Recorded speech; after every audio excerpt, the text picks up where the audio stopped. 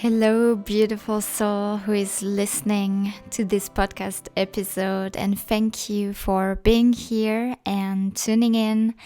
I am so happy to be live right now and being recording this right now. This episode is a quite intimate episode. It's a big part of my life. It's linked with a lot of emotions, and if this is the first time that you tune in this podcast, I want to welcome you and thank you for investing your time in listening to this podcast, and I hope that you will be able to take anything away from this podcast with you into your life, whether it helps you to deal with some emotions that you're currently having, if it helps you with situations, with relationships in which you are right now. Please let me know in any way. Exchange with me, get in touch, whether through Facebook or YouTube, Instagram. I am all ear and all fingers to type on the keyboard to answer to your messages and feedback. And I'm just generally really looking into exchanging with people who are following my content in any way, whether they're following me on Instagram or listening to my podcasts. I just find it so valuable to have anyone's feedback, to know what are their thoughts on a topic that I talked about. What would they like to hear more about? Which kind of experiences of my life would they like to hear? And this is what this podcast is about just sharing raw experiences, personal experiences of my life that helped me grow and to become the person that I am right now. Those experiences shaped me, and I think that we all have so many experiences in common, so many hard situations, obstacles in our lives that are common to all of us. And I think that it's so empowering when we talk, when we gather and exchange those personal experiences, when we share them and realize that we are not alone. This is so common. All of us are going through this or this kind of situation. And it's just so beautiful to show ourselves vulnerable and to just express ourselves, show who we are, what are the experiences that shaped us, in order to help other people, maybe to avoid making the mistakes that we made, or just to give them some kind of direction, some kind of tip to better deal with some situations in their lives. So today, the topic that I want to talk about is one that is really, really close to my heart and really intimate. But I feel so happy, and I don't really have any judgment on talking about it. I am feeling really free about talking about this topic now, because it's something that I think I've almost completely integrated. I have just learned so much from this experience that I think it would be just too bad, too sad not to share this experience through this beautiful platform that this podcast is. So this one experience is basically my relationship to my dad and how I healed it.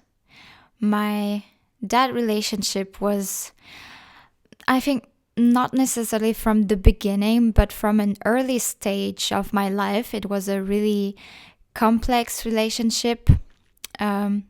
Just to give you some background, and so I was a lonely child. an only child or lonely child. I guess maybe both. I was an only child, although my dad had a previous marriage before he married my mom. He had 2 children, my brother and my sister. To me, they're just my brother and my sister, because I think that we don't necessarily have to share common blood in order to call ourselves sisters or brothers. And eventually we're all brothers and sisters because we just were all born on this beautiful planet that is Mother Earth. And so my dad was in the military, in the Air Force in France. And so I was born in the south of France, southwest, I guess, in a city that is called Mont-de-Marsan. And when I was only 1 year old, I already moved. I guess my parents moved me from where I was born to another city in northern east of France, where I grew up for a big part of my life. But I still moved like 10 times up there. And so my dad was, in the military, and I think that definitely played a huge role in the person he became. It's something that really forged him, that forged his character, his personality. His own dad was in the gendarmerie, which is it's a mix of military and police in France, and I think it's quite typical of France. I think there might be like a few other European countries that have this kind of force, I guess, this kind of state thing. So his relationship with his father definitely shaped him as well. But to come back to our relationship, basically I felt growing up that I wasn't loved as much from my dad as I was from my mom. I always deeply felt the presence of my mom at almost every stage of my childhood and even growing up. My mom was always helping me with school. I felt supported by her. I felt loved by her. I felt cuddled and kissed by her. Like, she was really a beautiful, loving presence in my life and a beautiful, supporting presence in my life. And although there was kind of connection with my dad, like we were always laughing a lot together, making jokes. I loved when he took me on his motorbike when I was a child, and then going with him on this motorbike for a couple of minutes or hours sometimes. But at the same time, he was like this beautiful person, joking. I would qualify him as quite positive overall. And at the same time, he could be like really violent physically, not to the point of like beating his children.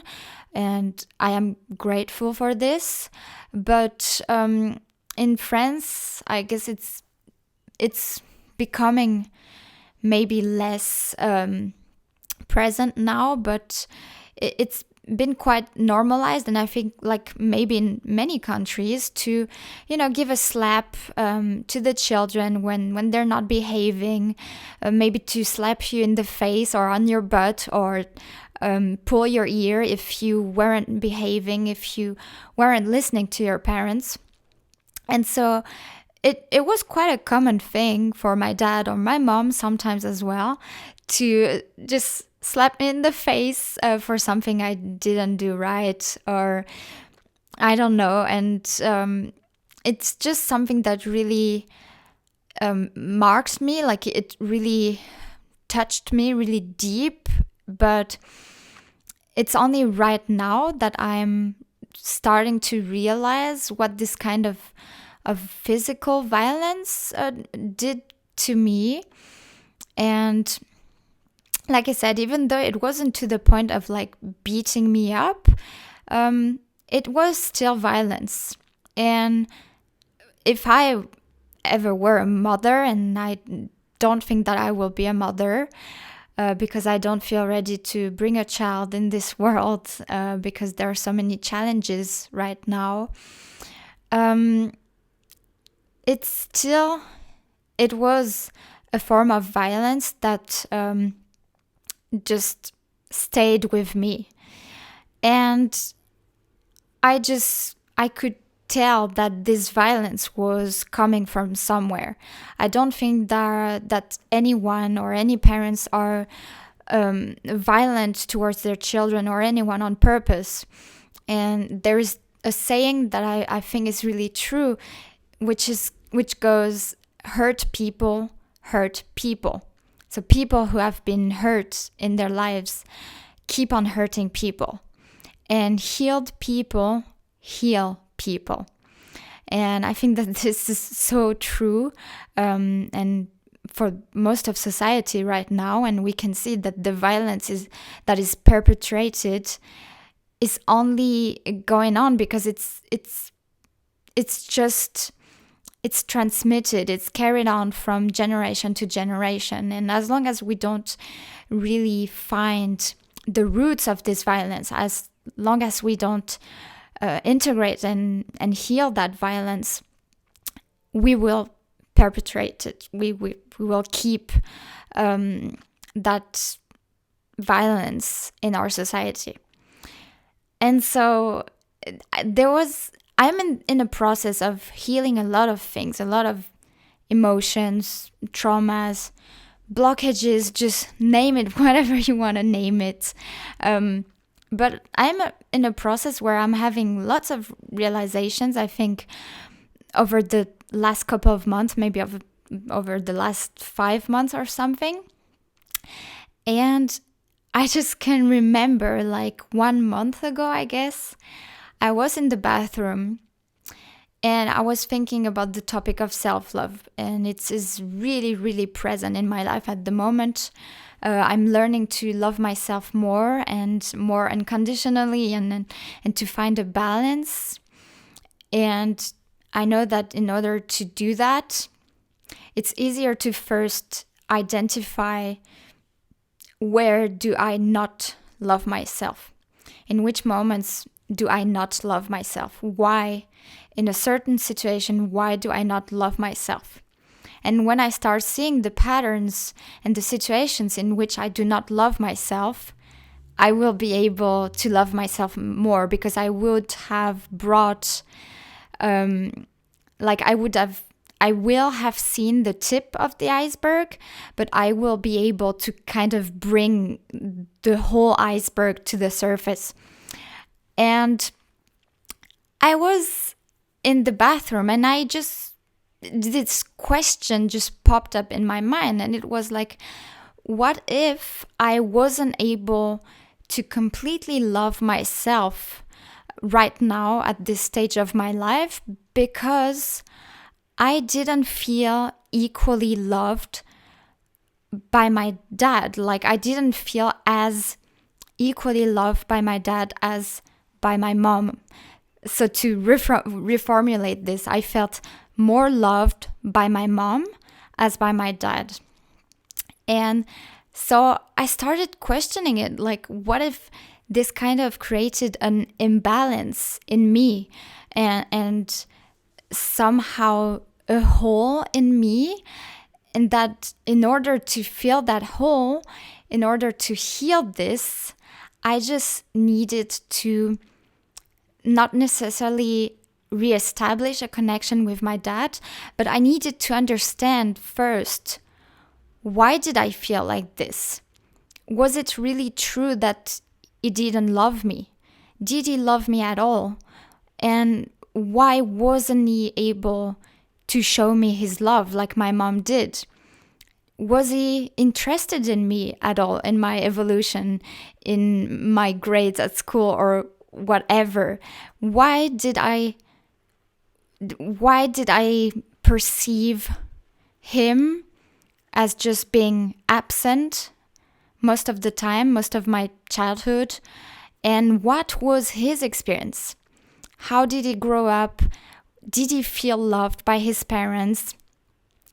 Because sometimes I feel like we just lose the sight, the understanding of sight that other people are like us. They go through most of the same problems that we go through the same emotions. And so if someone is not loved or not loved enough, maybe this person won't be able to love others in the future because this person didn't know what love was. This person didn't experience it and so was not able to give it in the future. And also, one thing I want to mention here is I will be making a podcast episode later on what are my healing focuses at the moment, like what are the things that I'm trying to heal in my life, the traumas, the blockages, what kind of repeating patterns I'm trying to let go of. So that will be coming up soon as well. And so I was in the bathroom, I had that realization, that question that popped up, and I knew I needed to do this right now. I just had to do it as soon as possible to just find out if this would do anything with me, if that would help me to move forward. Because even though I had tried some things, like maybe you have already heard about like cutting the cords of a relationship with someone. And that's something you can do through meditation, through different practices. And I had done a ceremony, a meditation ceremony to cut the cording with my dad, because I just felt like there was just so much emotional baggage linked to my dad. And I didn't want this to weigh on my shoulder anymore. I wanted to move on.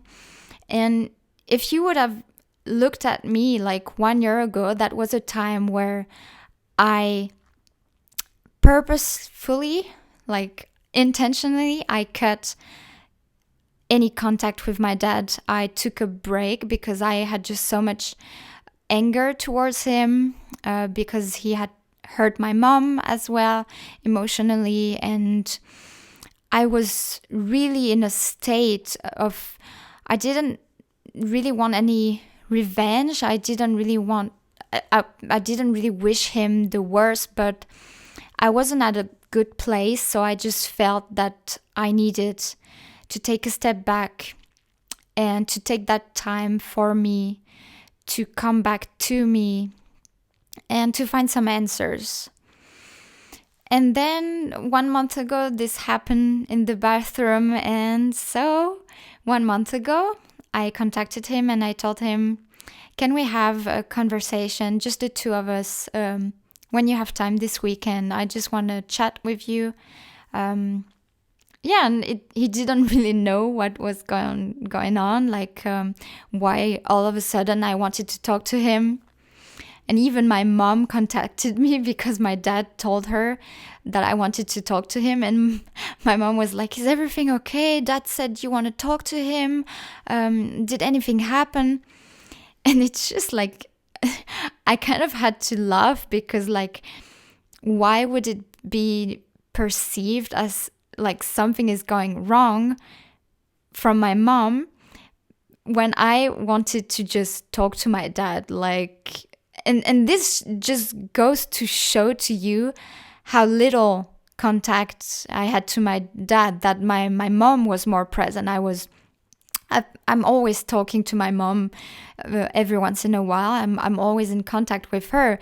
But see how like all of a sudden, because there was no contact with my dad, and then I wanted to have contact, it was perceived as weird or like something was going wrong by my mom, because it was just so strange and unusual for me to want to talk to my dad.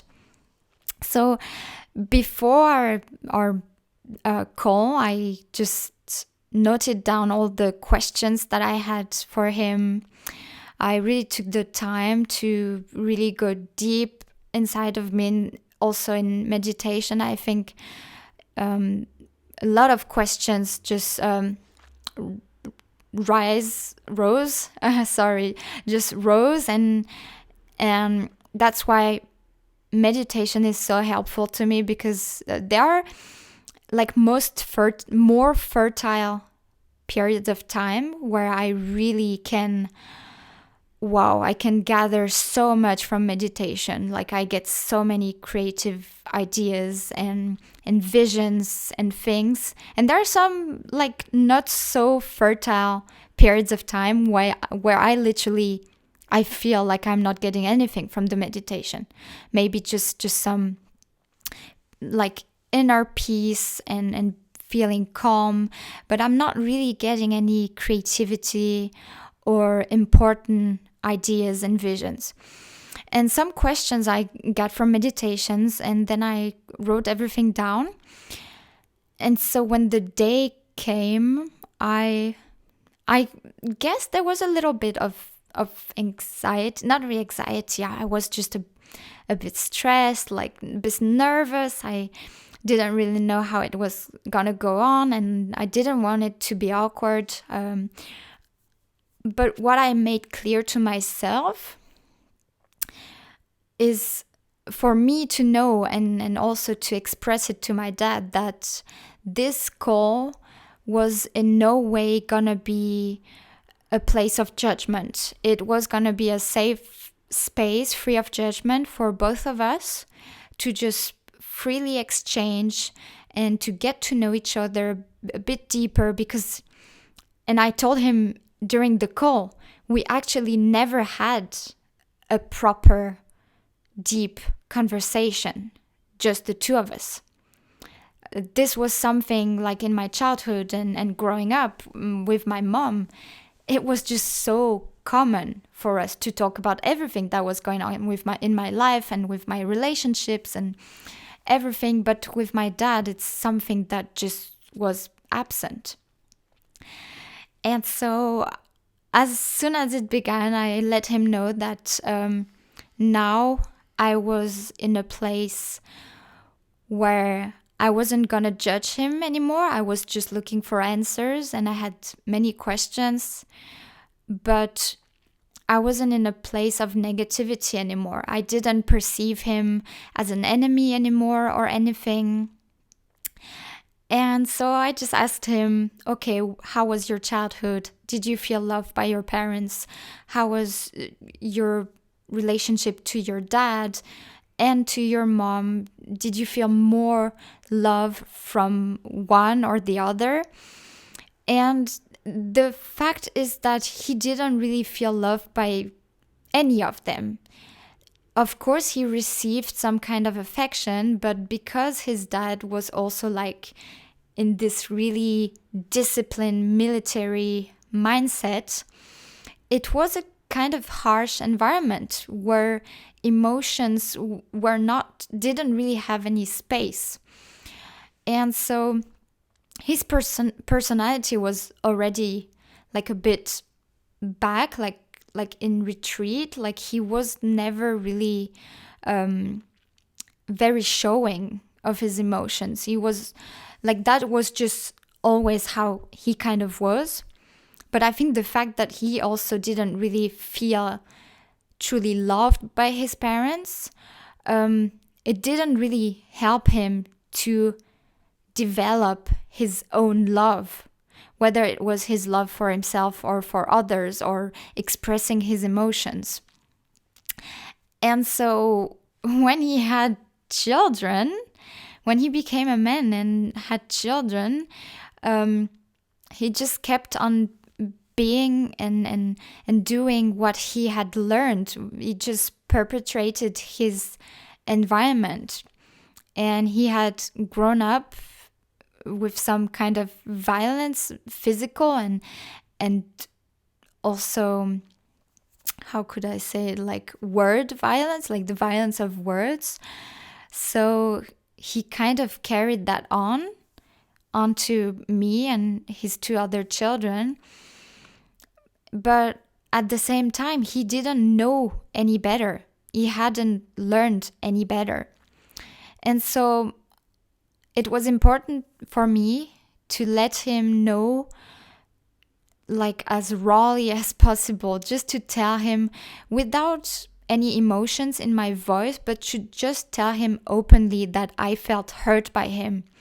I felt like this violence in his words and in his gestures or moves as a child, that it really left a mark on me, and I knew that it was something that I didn't want to have in my life later. And so I told him I felt hurt and that I felt kind of ignored by him. I felt like he didn't have any interests in me growing up, that he didn't really want to know anything about me. And I asked him if it really was the case, because I didn't really hear him telling me that he was proud of me or anything. And so he told me, of course he was proud of me, and of course he's always loved me, but it's just that his personality, being quite introvert, like it wasn't easy for him to talk about his emotions and to express his emotions, whether it, sorry for this, whether it was towards me or towards his other children. But the love was there, and it's just that he didn't learn to express his emotions, and because he didn't really receive lots of love and affection, it was hard for him to have children and to pass on the love and the emotions. And so the conversation went on, and I was just so grateful that I was able to learn so much from him, that I was finally able to understand the person that he was and why he was the person that he had became. Because I never questioned any of that. I never knew what happened in his life that forged him and shaped him in that way. And so to understand how a person is behaving towards you, first you have to really question the past of that person. You have to do your own research and talk to that person in order to know why the person before you is as she or he is. And so I am so grateful that we had this conversation. And I also did an IGTV, I think. Yeah, an IGTV on my Instagram where I talk about this conversation, maybe in more details. But here I kind of wanted to condense this experience and to share it with you. But the main point and realization that I took away from this experience, from this conversation with him, was that afterward, I could only love him. And I kind of I was at peace now in my relationship with him. And I was able to love him so much more because I knew that he didn't have any love, almost no love. He didn't receive the love from his parents. And knowing that he had this big hole inside his heart, knowing that he wasn't loved, made me want to love him even more. And so I think that it's a beautiful cycle, because through that conversation, we both were able to come to terms with some topics that were really present in our lives. We were really able to have a better understanding of the persons that we both are and why we are like we are. I was able to finally have a proper conversation with my dad. I was able to just express everything that was on my shoulders, everything that was on my heart, that was just, wow, such a burden. I was able to let all that out, but at the same time, emphasizing to him that it was no longer any judgment. It was just telling him, like, as authentically as possible, just telling him how I felt without any judgment, for him to be aware of what it felt for me to feel lacking his love, to feel this absence. And it was a realization to him as well. It really was a beautiful eye-opening for him to just listen to me and see that I wasn't afraid of telling him how it was for me growing up. And afterward, he told me that it was a beautiful therapy for both of us, having this conversation, and that he was so grateful. And even because my sister, and she grew up away from us, so she even had, my father was even less present in her life, and I talked to her, and she thought that because I was living with my parents and with my dad for my whole childhood, she thought that I would have received more love from my dad because he was physically present in my life. And he was not really physically present in her life. But I told her that, in fact, even though I was 24/7 with him, I didn't feel his presence. And she was thousands miles away from him, and she didn't feel his presence. So someone being physically here doesn't always mean that you can feel the love from that person for you. And so I made that clear to my dad as well, and he knew that my sister felt this way as well. And so before we closed our conversation, I told him I was going to Skype with my sister afterwards, and he just told me, like, so purely and beautifully, he told me, please tell her that I love her as well. And for me, that was already showing how healing that conversation had been, because telling I love you is really hard for my dad, and it doesn't happen often. But so for him to tell me, like, just tell your sister I love her too, like, just like this, without any restriction, just letting it out, showed me that this conversation had already done so much healing. And yeah, I think that's the bulk of this experience that I wanted to share with you. And I just really want to emphasize that to you, that if you have any doubts or questions, if you feel like you need some answers to your questions in order to let go of a relationship, or to feel better about a relationship, and to get rid of that burden on your shoulders, just take the step and talk to that person that is on your mind, because you can only heal when you first get to hear the story from that person's perspective.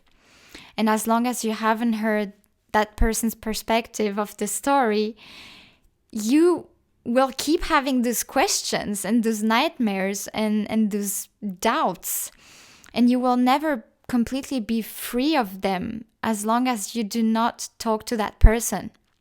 And I know it can be scary, I know it's stressful, and you can be nervous about it, but you will feel so much lighter and so much grateful for that conversation after you do it.